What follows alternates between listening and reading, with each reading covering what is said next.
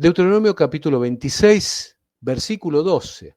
El diezmo del tercer año, el diezmo del pobre. Bueno, este es un tema diferente al anterior. Dice así: cuando acabes de diezmar todo el diezmo de tus frutos en el año tercero, el año del diezmo, darás también al levita, al extranjero, al huérfano y a la viuda, y comerán en tus aldeas y se saciarán.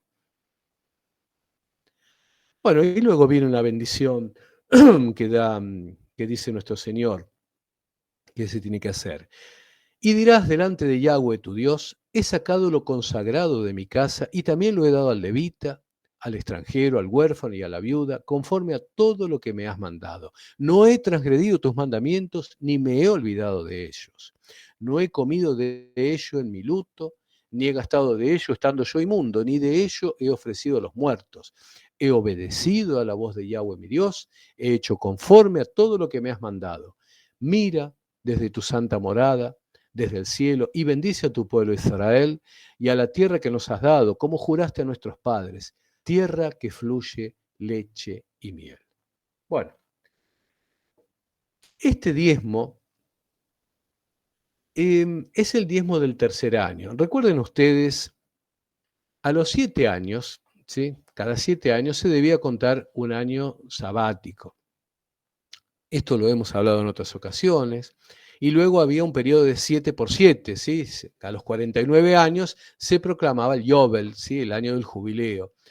Recuerden ustedes, cada 7 años teníamos el Shemitah, un año sabático en el cual no se trabajaba, era un año dedicado precisamente al estudio de las escrituras, un año para descansar, un año para que descansara la tierra.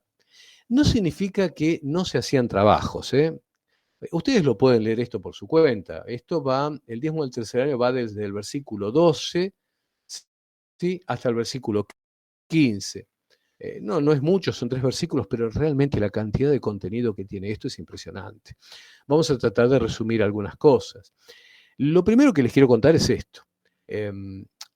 Cada 7 años se producía un año en el cual no se trabajaba la tierra. Pero ojo, aclaremos esto, no significa que no se trabajaba.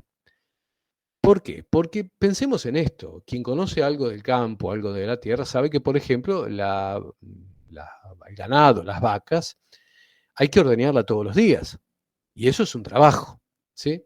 La vaca necesita que se ordeñe, la vaca, no sé si todos saben cómo es que produce la leche, pero bueno, la vaca tiene un ternerito, y todos los días produce leche para el ternerito. Entonces, antes de darle leche al ternerito, la vaca hay que ordeñarla. Luego, obviamente, que se deja una parte para el ternero. Este ordeñe hay que hacerlo. La vaca seguía teniendo su hijito, su ternerito, entonces este era un trabajo que había que hacer. Otro de los trabajos que había que hacer era alimentar precisamente la vaca. Otro de los trabajos que había que hacer, había que limpiar, porque los animales tenían deposiciones y no se podía estar acumulando todo eso. Entonces había que limpiarlo, había que curar muchas veces los animales, había que arreglar un techo, había que arreglar un cerco. Repito, que no se trabajara la tierra no significaba que no había una cantidad de tareas, ¿sí? Eso seguía. La cuestión es que lo que no se trabajaba es la tierra. Recuerden ustedes que la tierra pertenece a Yahweh. No se trabajaba esta tierra que pertenecía a Yahweh, pero si se me rompía el techo, ¿verdad? A lo largo de la semana lo tenía que arreglar, tan sencillo como eso. Lo importante de esto es que de lo que nos está hablando es de que la tierra no se trabajaba y al tercer año se tomaba un diezmo especial. Este año, que se debía guardar en las ciudades, es lo que vemos, por ejemplo, ya lo habíamos visto en Deuteronomio 14, 28. Este diezmo se utilizaba para el extranjero, para el huérfano, para la viuda y para el levita. ¿Por qué es importante esto? Porque el levita debía vivir de esto. El levita comía de esto, el levita vivía de esto. No solamente el levita, su esposa, sus hijos, ¿sí? Llegado el caso hasta sus nietos. O sea, de esto también vivían aquellas personas encargadas de ministrar la palabra. Cuando esto no se cumplió, los levitas dejaron de alimentarse a través de eso. ¿Y qué tuvieron que hacer? Tuvieron que empezar a trabajar. Muchos pasaron necesidad, pasaron pobreza, y muchos debieron trabajar. Y cuando el levita debía trabajar, ¿qué hacía? Y dejaba precisamente de ministrar la palabra. Esto nos enseña muchas cosas para nuestros tiempos. Hay personas que dedican su día a escudriñar la escritura, a escribir, a hacer actividades para Dios, pero si esas personas tienen que estar dedicando eh, el tiempo de su día a ganar el sustento, bueno, obviamente esas personas no van a poder dedicar el tiempo a la palabra y a transmitir las palabras. Por eso era importante este diezmo que tenía como fin precisamente sostener a estas personas necesitadas, extranjero, huérfano, viuda y al levita. Bueno, acá se nos dice un detalle importante también, que es esta oración. Recomiendo que lo lean. ¿Por qué? Porque cuando alguien hace sedacá es lo que se traduciría como caridad, como una especie de ofrenda, ¿sí? No es la palabra correcta. Pido por favor que nadie al video que se haga de esto salga a decir, no, sedacá significa tal cosa. Sabemos lo que significa sedacá, ¿sí? Sabemos la relación con la palabra tzadik, ¿sí? La conocemos. Lo que estamos tratando es dar un concepto, una idea para aquel que no conoce la lengua original, que no conoce el ibrit, pueda entender qué es lo que tratamos de simbolizar con la palabra sedacá. ¿Sí? ¿Por qué? Porque es lo que normalmente se traduce como caridad.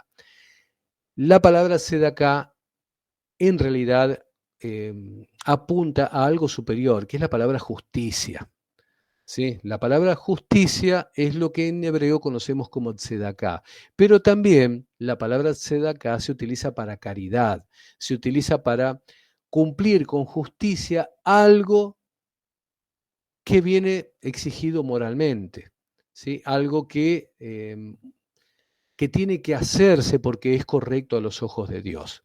O sea, puede ser que esté escrito en la escritura directamente, o puede ser que sea algo correcto a los ojos de Dios. Hay cosas que no están puestas directamente en la Torá, pero que se deducen como cosas correctas. ¿Sí? ¿Se entiende?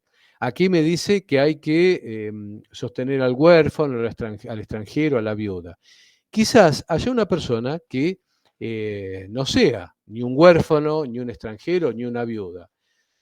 Imaginémonos un hombre que no tiene esposa, que no tiene hijos que lo ayuden, que no tiene una ayuda social y está necesitado.